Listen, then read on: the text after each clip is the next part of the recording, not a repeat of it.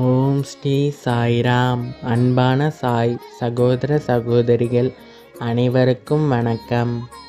மீண்டும் உங்களை இந்த பதிவில் சந்திப்பதில் பெருமகிழ்ச்சி அடைகிறேன். நம் சாய்பாபாவின் சாய் சச்சரித்தாவில் வரும் ஒவ்வொரு நிகழ்வும் நமக்கு ஒரு ஆழமான ஆன்மீக பாடத்தையும் வாழ்க்கையை வழிநடத்தும் ஒரு அற்புதமான கருத்தையும் கொடுக்கிறது. இன்று நாம் பார்க்க போகும் அற்புதம் இது ஒரு சாதாரண சம்பவம் அல்ல. பக்தியின் உண்மை சுவையை காட்டும் சாய்பாபாவின் சிறந்த போதனை மற்றும் பாபா எப்போதும் வெளிப்படையாக அல்ல, நம்முடைய உள்ளார்ந்த உண்மையையும் விசுவாசத்தையும் சோதிக்கிறார். வாங்க சாய்ராம், இந்த அற்புதமான கதையை நாம் பார்ப்போம். புனே அகமத் நகர் ஜில்லாவில் பாபா அறிந்து கொள்ளப்பட்டார். ஆனால் நானா சாஹிப் சந்தோர்கர் தனது சொந்த தனிப்பட்ட முறையிலான உரையாடல்களாலும் தாஸ்கனு தனது மிக உயர்வான கீர்த்தனைகளாலும் கொங்கணத்தில், அதாவது பம்பாய் ராஜஸ்தானியில் பாபாவின் புகழை பரப்பினார்கள்.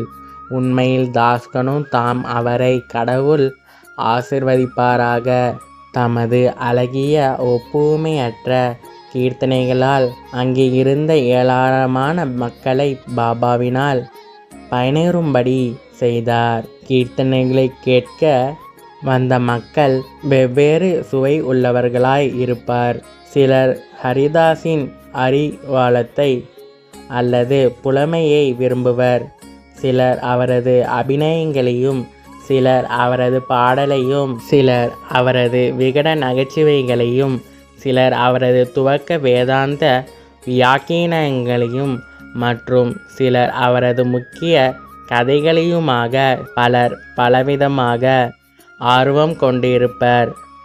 அவர்களுள் மிக சிலரே கீர்த்தனைகளையும் கேட்பதன் வாயிலாக ஞானிகளிடத்தோ கடவுளிடத்தோ நம்பிக்கையும் பக்தியும் பெறுகிறார்கள். ஆயினும் தாஸ்கனுவின் கீர்த்தனைகளை கேட்கும் அவையோர்களது மனங்களின் விளைவு மின்சாரமாகும். அது அங்கனமே இருந்தது. கீழ்கண்ட ஒரு நிகழ்ச்சியை இங்கு தருகிறோம்.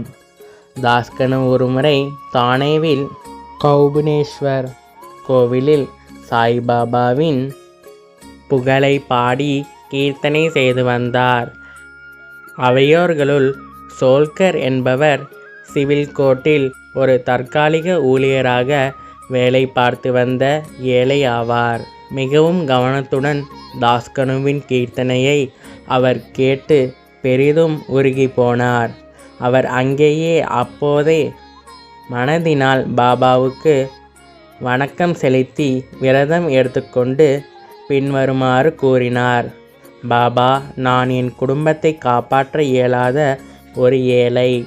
தங்களது அருளால் நான் இலாக்காவிற்குரிய தேர்வில் வெற்றி பெற்று நிரந்தர உத்தியோகம் பெற்றால் ஷிரடிக்கு சென்று தங்கள் பாதங்களில் விழுந்து தமது நாமத்தினால் கற்கண்டை விநியோகிப்பேன். இது நிறைவேறற்குரிய நல்ல அதிர்ஷ்டம் இருந்தால் சோல்கர் பரீட்சையில் தேர்வு பெறவே செய்தார். எவ்வளவு விரைவோ அவ்வளவு நலம் என்பதாக தனது விரதத்தை நிறைவேற்றுவது ஒன்றே அவருக்கு எஞ்சியிருந்தது. பெருங்குடும்பத்தை தாங்க வேண்டிய ஏழை மனிதன் சோல்கர் அவரால் ஷிரடி பயணத்திற்கு நேரும் செலவை தாங்குதல் இயலாது. தானே ஜில்லாவில் உள்ள நானே காட்டியோ அல்லது சர்ச் யாத்ரி மலைத்தொடரையோ கூட ஒருவன் எளிதில் கடந்துவிடலாம். உம்பரை காட்டை, அதாவது வீட்டின் தலைவாயிலை ஓர் ஏழை மனிதன் கடப்பது என்பது மிக மிக கடினமானது. எவ்வளவு விரைவில் தனது விரதத்தை பூர்த்தி செய்ய முடியுமோ அவ்வளவு விரைவில் பூர்த்தி செய்ய ஆவலும் கவலையுமுற்ற சோல்கர் தனது செலவை குறைத்து சிக்கனப்படுத்தி பணத்தை சேகரிக்க தீர்மானித்தார். தனது உணவிலும் தேநீரிலும் சர்க்கரை உபயோகப்படுத்துவதில்லை என முடிவு செய்து தேநீரை சர்க்கரை இன்றியே அருந்த தொடங்கினார். இவ்வாறாக அவர் சிறிது பணம் சேகரிக்க என்றதும் ஷிரடியை வந்தடைந்து பாபாவின் தரிசனத்தை பெற்றார். அவர் பாதங்களில் வீழ்ந்தார். ஒரு தேங்காயை அர்ப்பணித்தார். தனது விரதப்படி அந்த கரண சுத்தியுடன் கற்கண்டை விநியோகித்தார். பாபாவிடம் அவரது தரிசனத்தால் தான் மிகவும் மகிழ்ச்சி உற்றவராகவும் அன்றைய தினத்தில் அவரது ஆசைகள் பூர்த்தியாயின என்றும் கூறினார். தன்னுடைய விருந்து உபசரிப்பாளருமாகிய பாபு சாஹிப் ஜோக்குடன் சோல்கர் மசூதியில் இருந்தார். விருந்து உபசரிப்பாளரும் விருந்தினருமாகிய இருவரும் எழுந்து மசூதியை விட்டு புறப்பட போனபோது பாபா ஜோக்கிடம் பின்வருமாறு கூறினார். அவருக்கு, அதாவது உமது விருந்தினருக்கு சர்க்கரை நிறை முழுமையுமாய் கரைக்கப்பட்ட தேநீரை குடிப்பீர். இத்தகைய உட்கருத்து வலஞ்சேரி சொற்களை கேட்டு சோல்கர் மிகவும் மனம் துருகி வியப்பால் செயலிழந்தார். அவரின் கண்கள் கண்ணீரால் பணிந்தன. மீண்டும் பாபாவின் பாதங்களில் வீழ்ந்தார். தனது விருந்தினருக்கு அளிக்கப்பட வேண்டிய தேநீரை பற்றிய வழிநெறியை கேட்டு ஜோக்கும் ஆச்சரியமடைந்தார். தமது சொற்களின் மூலம் சோல்கரின் மனதில் நம்பிக்கையும் பக்தியையும் தோற்றுவிக்க பாபா விரும்பினார். அவருடைய விரதப்படி தாம் கற்கண்டை பெற்றுக்கொண்டதையும் உணவில் சர்க்கரை பயன்படுத்தக்கூடாது என்ற அவரது இரகசிய தீர்மானத்தையும் தாம் முழுமையாக அறிந்திருப்பதாக இது எங்கனம் இருந்தபடியே பாபா குறிப்பிட்டார். பாபா கூறியதன் பொருளாவது, முன்னர் பக்தியுடன் உங்களது கரங்களை நீட்டுவீர்களேயானால் உடனேயே இரவும் பகலும் உங்களுடனே கூடவே நான் இருக்கிறேன். இடம்பால் நான் எங்கேயும் இருப்பினும் 7 கடல் கப்பால் நீங்கள் செய்வதையும் அறிவேன். இந்த பரந்த உலகின் கண் நீங்கள் விரும்பியபடி எங்கு வேண்டுமானாலும் செல்லுங்கள். நான் உங்களுடனேயே இருக்கிறேன். உங்களது இதயமே எனது இருப்பிடம். நான் உங்களுக்குள்ளேயே இருக்கிறேன்.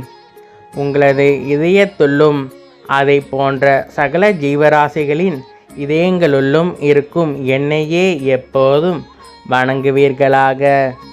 என்னை எங்கனமாக அறிபவர் உண்மையிலே ஆசீர்வதிக்கப்பட்டவரும் அதிர்ஷ்டசாலியும் ஆவார். இவ்வாறாக எவ்வித அழகிய முக்கியமான நீதி பாபாவினால் சொற்களுக்கு உபசரிக்கப்பட்டது. சாய்ராம். இந்த அற்புதமான கதையின் மூலம் சோல்கரின் சர்க்கரை இல்லாத தேநீர் கதையின் மூலம் நம் சாய்பாபா நமக்கு ஒரு ஆழமான பாடம் கூறுகிறார்.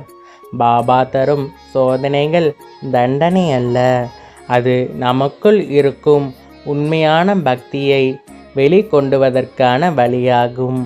உண்மையான பக்தி என்பது பொறுமையிலும் முழு நம்பிக்கையிலும் இருக்கிறது.